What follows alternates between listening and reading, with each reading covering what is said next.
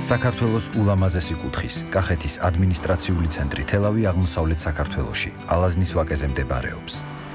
ახლანდელი თელავის ტერიტორიაზე პირველი დასახლება გვიან ბრინჯაოს ხანაში გაჩნდა, ელინისტურ ხანაში განვითარდა, ხოლო გვიანდელ ანტიკურ ეპოქაში ის ქალაქის ტიპის დასახლება ჩამოყალიბდა.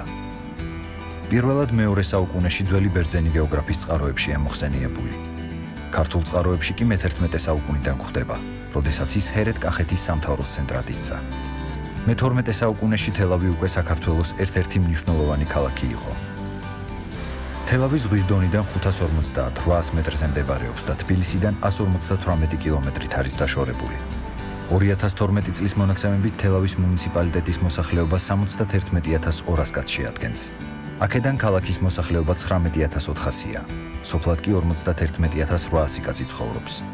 მუნიციპალიტეტში 23 დასახლებაა.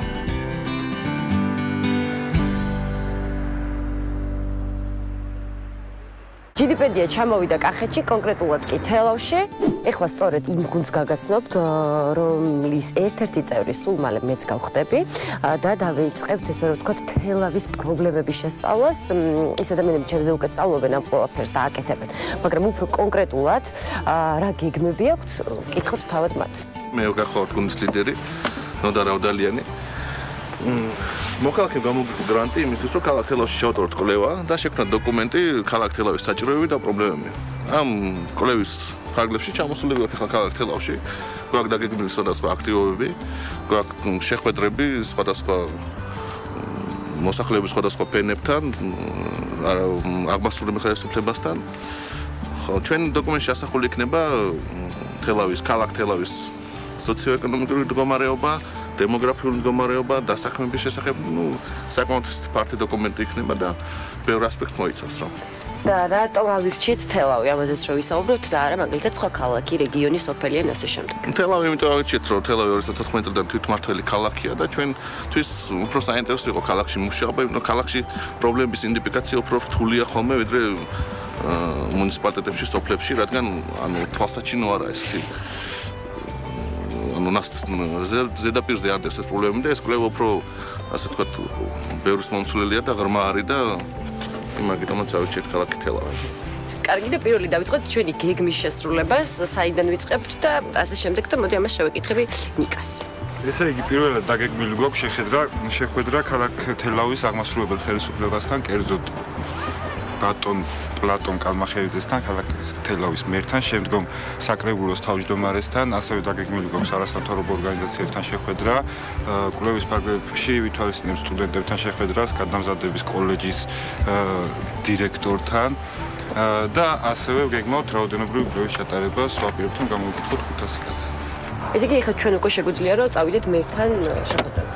კი, შეთანხმებული ვართ მერთან შეხვედრაზე და ველოდებიან. ოკეი, წავიდეთ.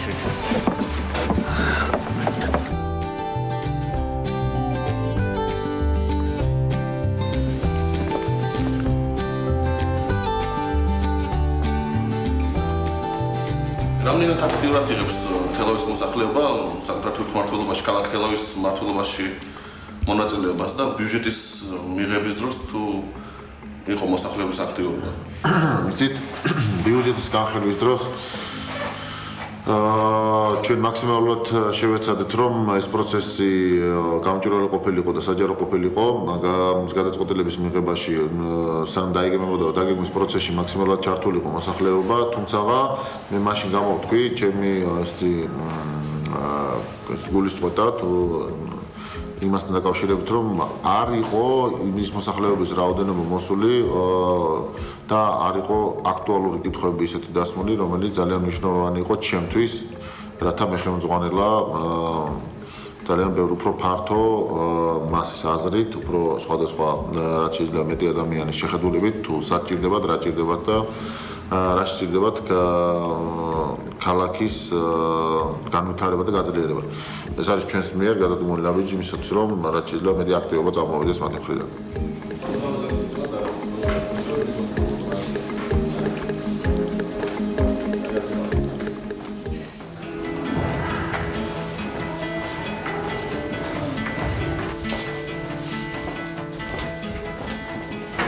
ბატონო მარჩილ, წლევანდელი ბიუჯეტი რამდენია და პრიორიტეტები რა არის ამ ბაზაზე არ გადაანაცვლებული?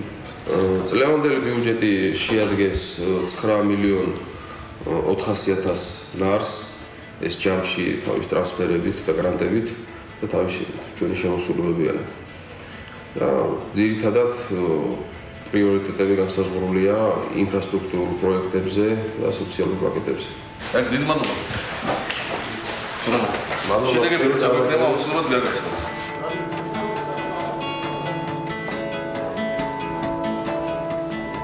ჩვენ ახლა მოვედით თელავის იაკობ გოგებაშვილის სახელმწიფო უნივერსიტეტში, სადაც უშუალოდ უნდა შევხვდეთ რამდენიმე სტუდენტს, ვისაუბრებთ თელავზე, პრობლემებზე და სწორედ იმ პრობლემებზე, რომელიც სტუდენტობას აწუხებს. წავედით.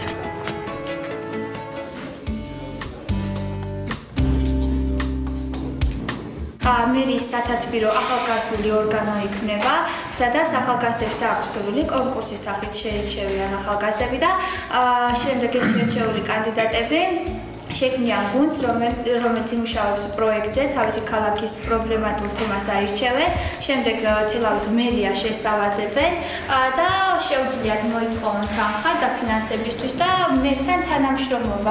ელემენტარული აღვთ უნივერსიტეტი, სადაც საგამოცდო ცენტრი უტარებს გამოძებს და აი ძალიან კარგად გაკეთებული ბიბლიოთეკა, შევდივართ შუალურების დამთავრების შემდეგ და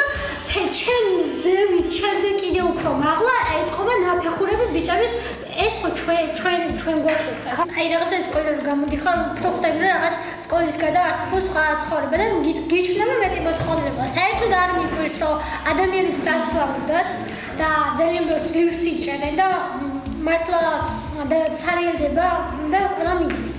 მაგრამ მე ვფიქრობ, რომ აი რაღაცა ელემენტარული პირობები ადამიანებს და ხალხს უნდა შეიქმნათ იმის, რომ გაჩერდნენ და თუნდაც წასვლაზე არ იფიქრონ. მე ვფიქრობ, ეხლა აქ ელემენტარული შენ რა ქვია? მაგრამ რო ხდეს ის პირობები, რასაც ითხოვს, ელემენტარული ქუჩა სუფთა იყოს, რაღაც გასართობი იყოს, სწავლა მაღალი დონის უდრის შესაძლოა. ეხლა ამას რო შეხედავენ, ამას უყურებენ როგორც უცხოპლანეტას და დაცინიან. ხო, ხო და ელემენტარული მაქედან დავიწყოთ რა. ერთს გისურვებდით რომ ჩაერთეთ თქვენი ქალაქის ცხოვრებაში, დაინტერესდით და საჯაროა ეს ინფორმაცია ხელმისაწვდომია და რაც უფრო მეტი ჩავერთვებით, თვით უკეთესი იქნება ჩვენი ცხოვრება და გაქცევა საქართველოში. დიდი მადლობა კიდევ ერთხელ. საინტერესო.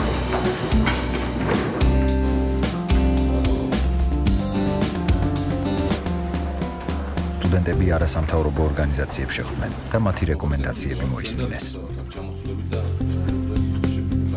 გვექნება მასობრივი გამოკითხვა დაახლოებით ქალაქ თელავის მოსახლეობის 500 კაცს გამოვკითხავთ და ჩვენი კვლევის მიზანი ჩვენ დოკუმენტი უნდა ასახავდეს თელაველების სოციალურ-ეკონომიკურ მდგომარეობას, დასაქმების პრობლემას, საცხოვრებელ კომუნიკაციურ პრობლემებს, ბიუჯეტის განათლებას, ჯანდაცვას, დემოგრაფიულ პრობლემებს და ასე შემდეგ.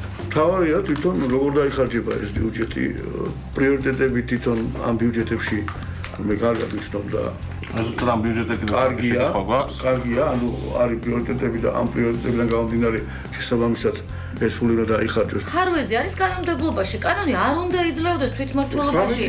აყვანილი იქნას ადამიანი, რომელსაც აქვს მხოლოდ დიპლომის, იმისა სკოლის ატესტატი. ატესტატი არაფერ შეიძლება. მე კიდე მგონია რომ ძალიან კაცრი უნდა იყოს ეს კრიტერიუმი შერჩევის, ჩემი აზრით.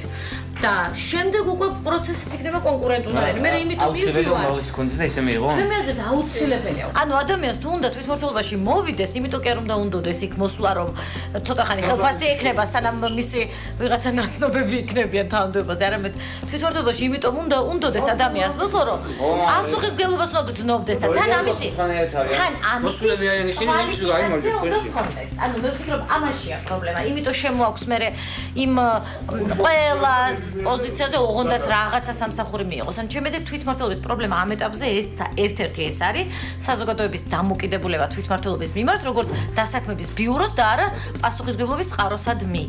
დიდი მადლობა. მინდა ყველასთან მოგიხადოთ, მზად ხართ და ჩართულები ხართ სამოქალაქო საზოგადოების განვითარებაში. თელავში ციხე კოშკებსა და ძველ აივნიან სახლებს შეხვდებით. ისინი ქალაქის განსაკუთრებულ გარემოს ქმნიან. თუმცა ამ სილამაზის უკან ბევრი პრობლემა იმალება. ზუსტად ამიტომ ჩვენ უშუალოდ მოსახლეობისგან გავიგებთ რა აწუხებთ. ეხლა დაგვრჩა ბოლო ეტაპი, ეს არის ხალხის გამოკითხვა და ნოდარი უკეთ გაგვეცნობს, როგორ უნდა გავნაწილდეთ გამოკითხვის მომენტში. უკვე დაახლოებით ერთი კვირა არის თელავში ვართ. ჩავატარეთ კვლევები, შევხვდით საჭირო ხალხს და ინფორმაცია მოვიძიეთ თელავზე. ახლა გადავდივართ ისე მოსახლეობის მასიურ გამოკითხვაზე. შედგენილი გვაქვს კითხვარი, რომელიც შედგება 30 კითხვისგან. ანუ თელავის გეოგრაფია შევისწავლეთ, 10 სრულად გავყავით და თითოეულში 50 კაც გამოკითხვა და საბოლოო ჯამში რო 500 კაც გამოვიდა. ნახოთ რა შედეგებს მივიღებთ რა.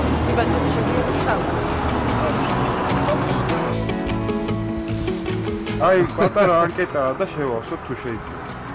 კარგი, რა კი გულით გინდათ აღავიდე, კი ბატონო. შემეკითხება. თქვენი ასაკი? 65. ზვენია თუ არა რაიმე საქართველოში მიმდინარე თვითმმართველობის რეფორმის შესახებ. კი არა გაწილობრივ. რა თქმა უნდა. ზვენია? მიგიძლია თუ არა მონაწილეობა თვითმმართველობის საქმიანობაში? არა. რამდენად აქტიურად ხართ ჩართული ქალაქის კულტურულ ცხოვრებაში? აქტიურად, საშუალოდ, არ ვარ ჩართული. საშუალოდ. ორი ადამიანის გამოკითხვა უკვე შევძელით და ჩვენი გამოკითხვაზე კითხვები იყო დაახლოებით 30 და რამდენი ადამიანი უნდა გამოიკითხოს დაახლოებით კიდევ დღეს. დღეს ალბათ 30 მიცვენია. გაწუხებთ თუ არა ქალაქ თალში წყალმომარაგების პრობლემა? არა. კანალიზაციის პრობლემა? არა. სამნიაღოს სისტემის პრობლემა? არა. სამი. სამი. ოჩო. ნოდარი წამოყვებით ეხლა თქვენ. კი ბატონო.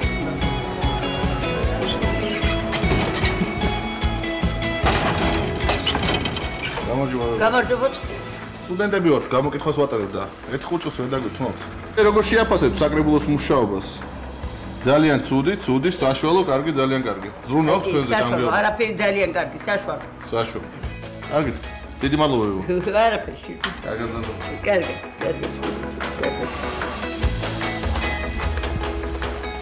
ბემბოს პრობლემა აქვს. თავიდან თქვა რომ არ ქონდა წყლის პრობლემა. თავიდან თქვა რომ არა მაქვს, მაგრამ